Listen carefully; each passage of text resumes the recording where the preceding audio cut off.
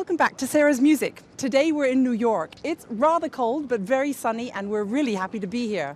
And now we're going to find the Carnegie Hall.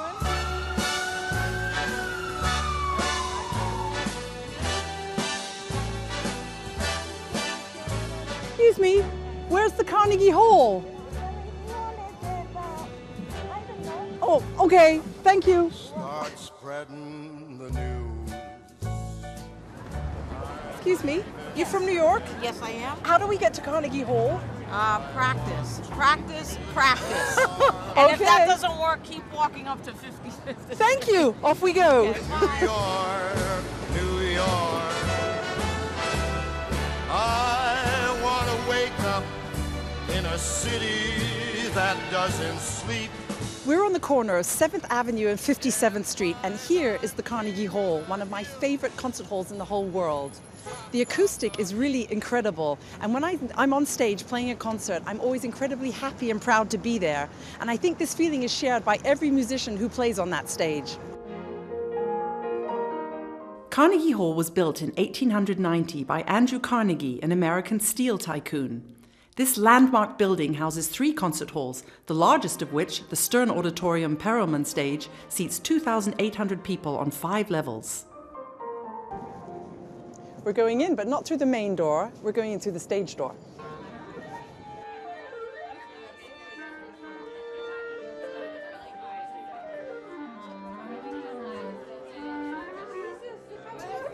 Keep it rolling, guys. This guy's the most important man today. Are we live? Are we live? We are live over. So we're backstage at the Carnegie Hall, and I'm just about to go onto the stage. This is where the musicians wait before the concert, and it's an amazing feeling to walk out onto the stage. Come and have a look. Thank you. Thank you. Hi. Isn't this absolutely amazing?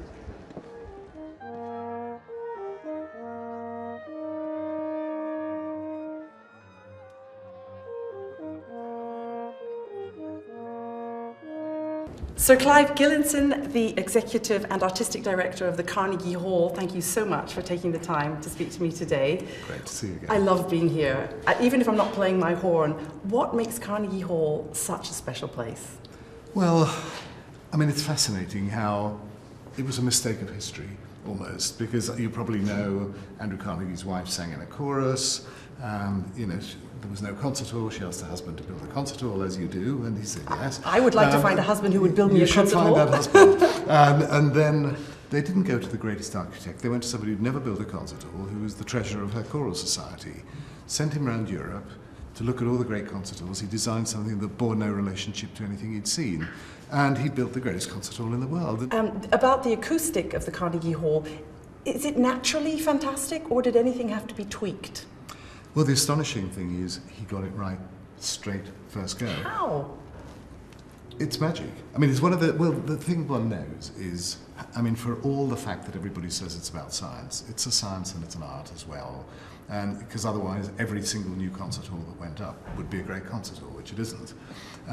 So the fact is he must have just known and understand music, because when you look at it, talk to acousticians today, they'll say great concert halls should be shoebox shape, shouldn't have curves. This one has curves front and back.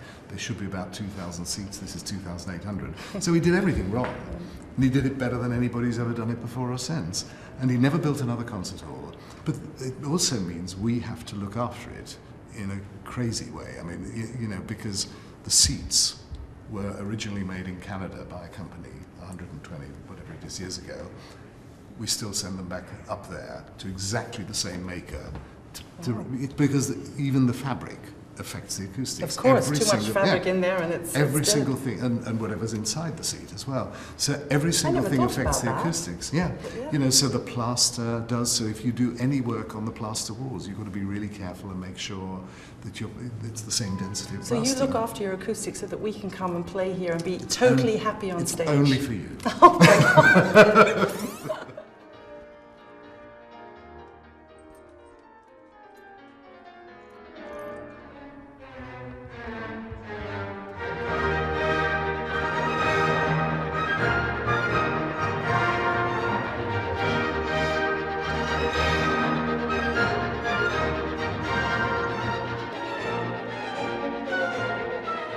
I'm on stage with Leif Ove, and he's just finished the first half of his rehearsal, and I'm dying to find out why you think this acoustic is one of the best in the world. It has a certain beauty. It's very, very difficult to define it. I find, especially in the soft nuances, there is some glow to the sound here. And what is really magical about that is that, I mean, it's a 2,800 seat hall. And when I play a recital here, I feel I can play as soft as I want. And I feel the sound comes back from, you know, the last seats of the row. It's maybe that's an illusion, but the sound tells me that it carries in the hall. You posted on your Instagram feed something that touched me very much. You said after the first notes, you had the feeling that this hall whispered "welcome back," and I know exactly what you mean, because when I come on here on stage to play for the first time, you just sit and you think, "Wow, it's just amazing." Even welcome home. Welcome home. You know, it's like this homecoming. There's something so comfortable and homely about the sounds. The difference between you today, you have to go back to the audience all the time because you're the conductor today as well. Because usually in a recital, you at least have the side view. Is it a different way of performing? Do you feel a little bit more detached, or do you feel more involved in the music? Than if I'm playing with, with the conductor. I feel more involved because I'm so in the middle of the music. You know, I'm sitting here. I have such eye contact, and I hear extremely well the orchestra, and they hear me very well. So there are real advantages to this way of sitting and performing. Obviously, then there are some disadvantages. I don't have a lid on the piano. It doesn't project as clearly. Do you have to play differently? I have to play very clearly.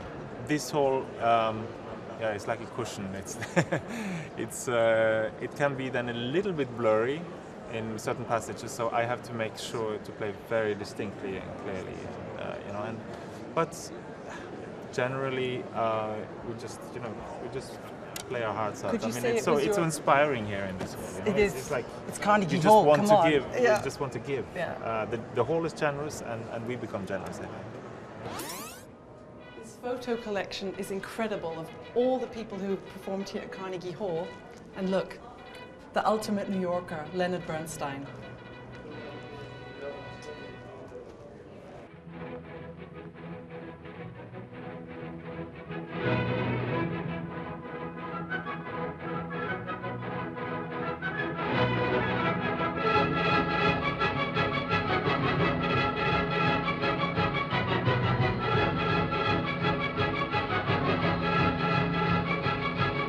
So with 170 concerts, which Carnegie presents every year, that's a lot of artistic planning. And Jeremy Geffen is the director of artistic planning. Jeremy, that's a lot of work. It takes a village. We all pull this together. How many are you? There are 6 of us on the artistic planning team. And that's a lot of artists to look after, because not only do you plan, you have to look after them when they come here. Yeah, I mean, it's New York City. Everybody tends to know somebody here, so they don't need so much looking after. But occasionally we do have situations. So you have a lot of personal contacts to your stars, and you have to meet them. You meet them in their most intimate moments, like 10 minutes before a performance. You know, performers are used to being on the road, and they go from one venue to another. So most of them are accustomed to this lifestyle, this vagabond lifestyle. There are moments that come up because they're vagabonds that, you have to do some creative problem solving. Tell me. No names, but tell me. I do remember once knocking on a conductor's dressing room door just before a performance and being told to come in, and he was there in just his underwear. And he said, there were a couple of other people in the room. He said, the orchestra forgot to bring my tails. There was someone in charge of bringing his concert clothes. And he said, I think we got a jacket and a pair of trousers from the orchestra, but we can't find a shirt. And I live a block in Carnegie Hall, and I asked what his size was. He told me, and it was pretty close to mine, so I ran. Oh, no. It was a particularly cold night. It was below 0 Celsius, Oh, no. and ran home, picked up the shirt, and ran back. And actually, by the time I got back, someone had already given him one. Anything goes at Carnegie. Not really. We like to think that we have standards. So that's all from Sarah's Music from today. I hope you've enjoyed being at Carnegie Hall. I've loved being here again. And now I'm going to practice, practice, practice. See you next time.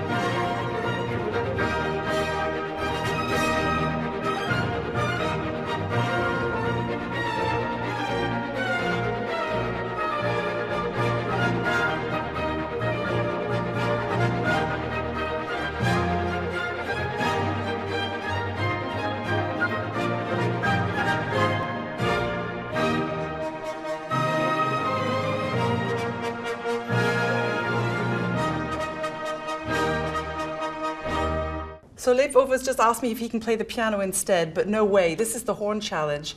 You live together with a horn player, so you should know how to do this. Here we go. I've never tried. Ranhild, this is for you.